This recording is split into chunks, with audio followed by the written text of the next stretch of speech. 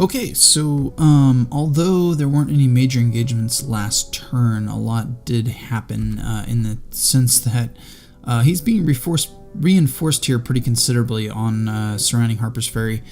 I'm going to be stubborn, and I'm going to hold on as long as I can. I am aware that Butler could come down here and cut my rail system between Harper's Ferry and Manassas. I'm also aware that McDowell could come down to Winchester and cut off my retreat from Harper's Ferry. However, the reason I'm holding pat is that I have 100% military control here and here, so I could theoretically rail this way and then down and out, although it's still a little risky, but that's okay.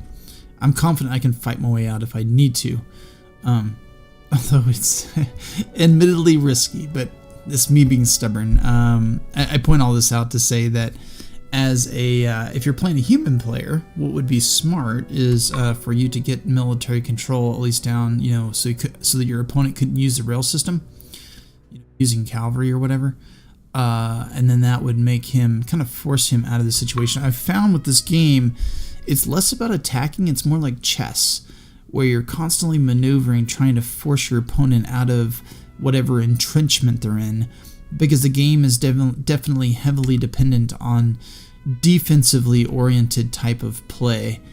You don't want to attack a defensive position whenever possible. So that being said, he's got 1423 strength here. I have 852. I'm confident if he'd attack me, at a minimum I'd inflict some pretty heavy casualties. So my strategy here really is just delay.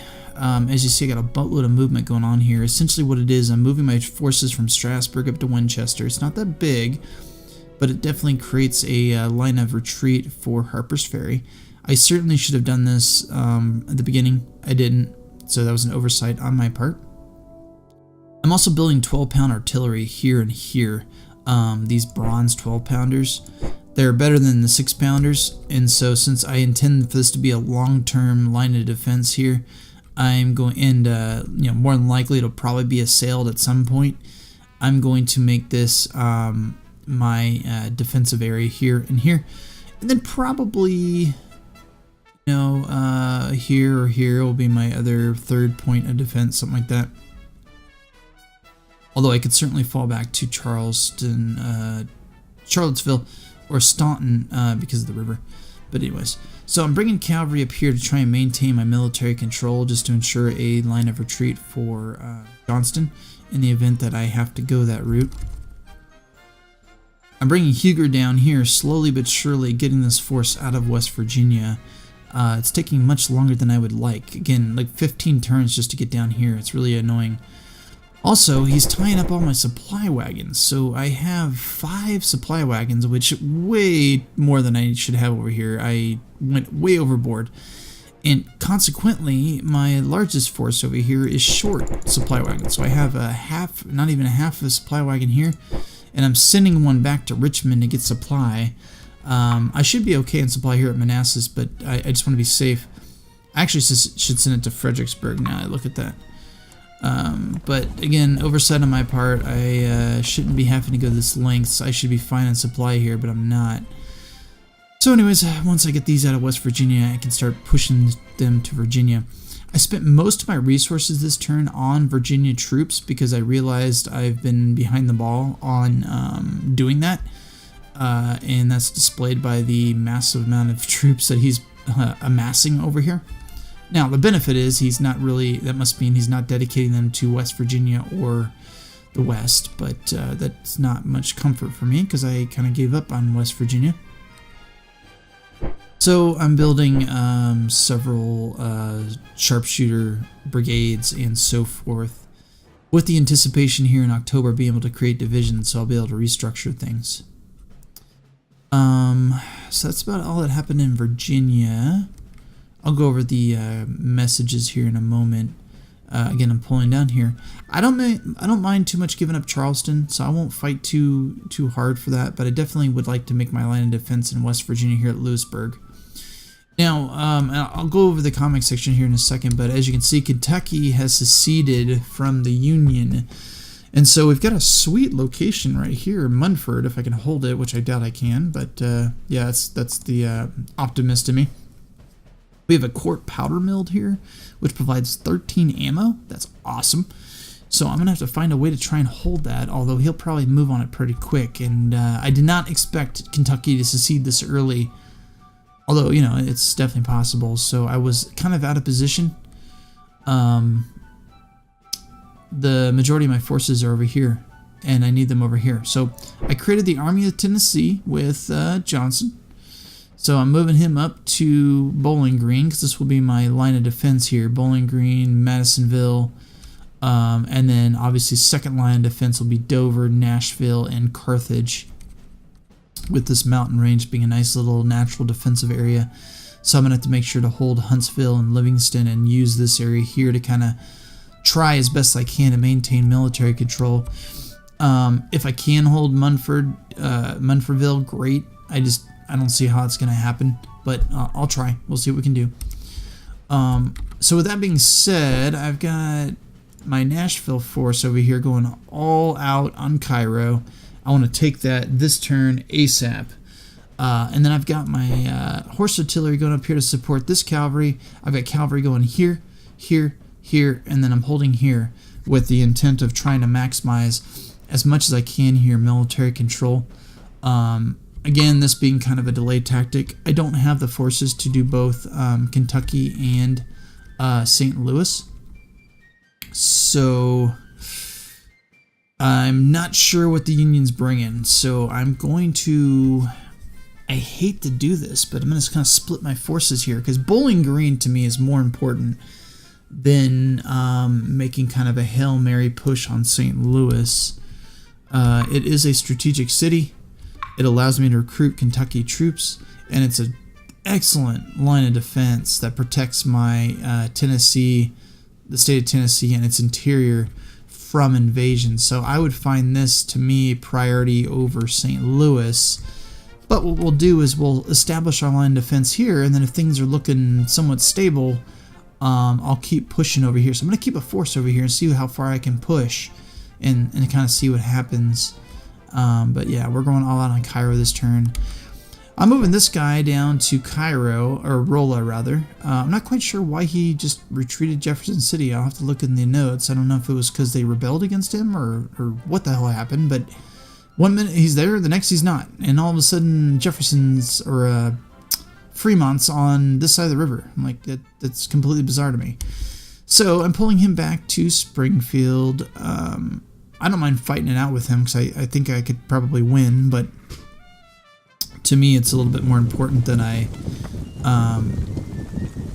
establish Springfield as my line of defense over here. So I'm going to pull him back. This artillery is just hanging out here. I don't know what that's all about, but it's kind of weird. The Indians did join us, though. The Cherokee are now with us here.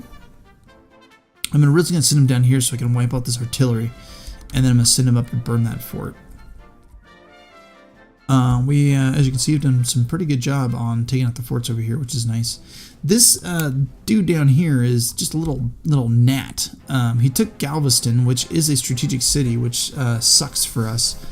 I do have Sibley's force here, which isn't much right now, but I think it'll be enough for now to kind of hold the line. And then I'm going to bring some artillery up. The problem is, it took me so long to build this force, I don't think I'm going to have the troops to push him out, at least for a little bit. So, I don't know, we'll play it by ear. I don't want to dedicate too much time or resources down here, because quite frankly, even though this is a strategic area, as long as I can hold Houston, I will be somewhat satisfied with that. I'm moving my cavalry over to here to try and cut him off, because he looks he's moving east. So I at least want to hold the line here at the river until I can bottle him in and then do whatever. I'm probably not dealing with the situation as best as I probably could, but yeah, it is what it is, I suppose. I'm going to start building a force here to see if I can't maybe take Prima Village. I would like to make that my line of defense, if at all possible. So I'm building some cavalry to perhaps be able to move forward and take that, and then follow it up with some troops later. We'll see. But again, it's not really, a major thing I'm trying to accomplish here. This guy needs to go passive and fill that other carrot. And then we're just burning forts with our ranges. And that's about it for that turn. So let's go over the comments section and then proceed with the next turn. Alright, so let's go over the messages. Alliance with the Native Americans. Our commissioner to the tribes of Indian Territory brought the Creeks, Seminoles, Choctaws, Chickasaws, and part of the Cherokees into alliance with the Confederate States. The natives are guaranteed protection, food, tools, and other goods, as well as a delegate to the Confederate Congress at Richmond. In exchange, they will immediately furnish 10 companies of mounted men for service in the Indian Territory. Yeah. Alright, the Union has decided... Okay, so Union invaded Kentucky. That's what happened there. And that's why Kentucky flipped and gave us a bunch of their territory. So, in my opinion, smart move on the Union's part, because quite frankly, it's a little bit precarious to try and go this little narrow stretch. You kind of just gotta, like, you know, overpower the Confederates and just do brute force to try and push through here. Whereas if you open up Kentucky, it opens up Tennessee, which then opens up this rail system that you can use. So definitely a smart move on the Union's part. We have new diplomatic options, apparently. Yeah, I'm not going to do any of those. I don't know why it's new. That's been the same since the game started. Okay, rail and ships we have began doing. Requisition civilian transports. Armory began constructing. And the arsenals. Okay. Oh, that's right. So we got all these new generals. So I didn't see Bragg, though. I did not notice that. Okay, so he's down at Tallahassee. We got Bragg and Anderson, who doesn't bring anything. He's a 311. I'll go over Bragg's stats here, might as well. So he is an arrogant leader, does not listen to the advice from below or commands from above. -1 command points, even if not in command. That's fabulous. He does provide 1 experience point to every turn to all the units in the stack he is in by drawing them, though. And when in command, so I will make sure he's not in command. He has a -5 cohesion and -25% cohesion recovery rate because he's a defeatist. What a negative sourpuss. But I can use him to train troops. So we're going to bring these guys up to the front line and then figure out what to do with them. My problem right now is I don't know where I want to go. I don't know if I want to attack Louisville or attack St. Louis. So I don't know. Let's get these guys up to Nashville, though. Figure out from there. I am moving Johnston, though, over here, because this is, again, my priority. We also got more generals at Little Rock. We got Hinman, which is a Patriot, so +5 points bonus to cohesion, and +20% cohesion recovery to militia, partisans, and volunteers in the state where the force under his command is present. Alright, and then he's an occupier, so very good for martial law. I'm going to actually send him down to Mobile first, have him hang out there for a few turns till I have use for him. I say use for him in a loose term.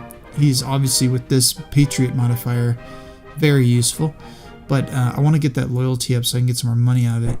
We got Hardy, who's a training master, which is awesome. I'm going to definitely use him. He also has a 4-3-1 command rating, so that's very impressive. 4 strategy, 3 offensive. Hinman's a 4-1-1 for 4 strategy, and then Van Dorn and D. Murray. So D. Murray is your standard 3-1-1, but Earl Van Dorn's a 4-1-0, but he's got the 4 strategies, so that's very helpful, and he's also got the 25% move bonus in wild areas to whole stack. So I'm probably in the next few turns going to be moving generals around pretty considerably, most notably up here Price. I'm going to move some generals out of here, refocus, because now that Kentucky's open, Missouri is going to be a secondary front for me. I'm not all that focused on that anymore. Now my focus is going to be Mississippi and Kentucky, with Missouri kind of out in the distance. I'm just going to try to hold down my left flank of my front border there, And then the major conflicts are going to be here at St. Louis and Louisville. Those are going to be my objectives there and there. The question is going to be, which one can I actually take? Which one's practical? It seems to me taking St. Louis is going to be much harder to hold. But perhaps not. Maybe that could be my new anchor. Instead of Springfield, it could be St. Louis. I don't know. Yeah. All right. So those were the generals. Let's see a few more any more stuff. He came from California. No kidding. Okay. And then battles. Got 10 war supply, 2 money from the blockade running. Oh yeah. So this is kind of funny. This is probably my ignorance of the game mechanics, but all my ships got sunk assailing Cairo. Like every single one. Not one single ship got out of there. Very embarrassing, I gotta tell you. And so I don't know if that means my generals died too. I have no idea. But I lost my entire freaking fleet there. So note to self, probably use your gunboats as ways to stop infantry crossing rivers, but don't use them to besiege areas, because they'll apparently get their asses completely kicked. Use your ironclads for that, apparently. Who knew? But yeah, I got completely decimated. It was just not even close. Anything else of note?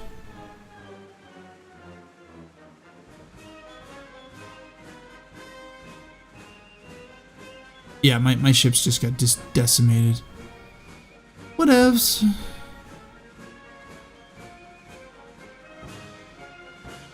Just going through here, seeing if anything else of note.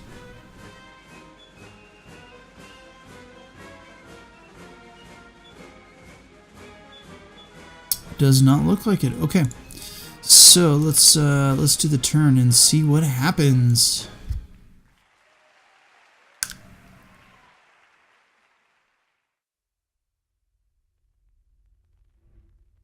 This will be interesting to see what he does over here in Virginia. Oh, okay, so he pulled back to Alexandria. Battle of Cairo, not a surprise considering we had about 5 times the number of troops. Just muscle our way through there.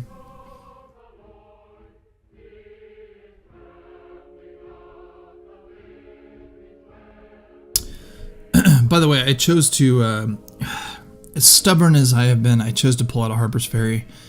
I really didn't want to, but it looked to me, at least from Leesburg, that he was going to try and cut off my Harper's Ferry army.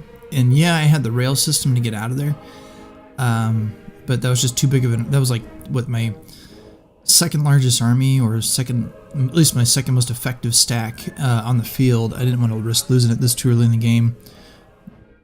Maybe later it would be worth it, but I think what I'm going to do is I am bringing up reinforcements there slowly, now that I've realized that I was perhaps under-recruiting in Virginia. And so I'm hoping in the next few months I can establish a pretty significant second line of defense there, which will then, I think, solidify our position, at least behind the Rappahannock, although I don't want to fall back that far if I don't have to. So I'm going to continue making a stand at Manassas, as long as I can at least, although he's already... Oh, what's going on here? Confederate victory. Whoa, we kicked the crap out of him. Nice. Commanding officer demonstrated tactical skill. That was Longstreet, no surprise there. Cool. And he demonstrated cowardice.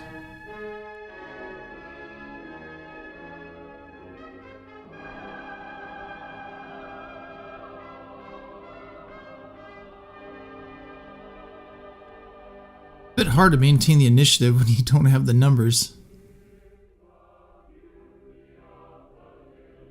But again, perhaps there's what the? I got attacked again. And again, we kicked the crap out of him. Look at that, 13,000. He had 22. Battle of Winchester. Oh, so he made a move on Winchester. So I was right. He was trying to punch through. As you can see, our emplacement artillery did pretty amazing. Longstreet and Stonewall both performed very well. So that's pretty significant casualties imposed on our enemy. And I'll show you where Winchester is. That's behind Harper's Ferry, so he clearly was making a move to cut off my Harper's Ferry force. That was kind of silly. He had 39, I had 30,000. I'm not sure what he was trying to accomplish there. Maybe he's trying to slip by our troops? I don't know.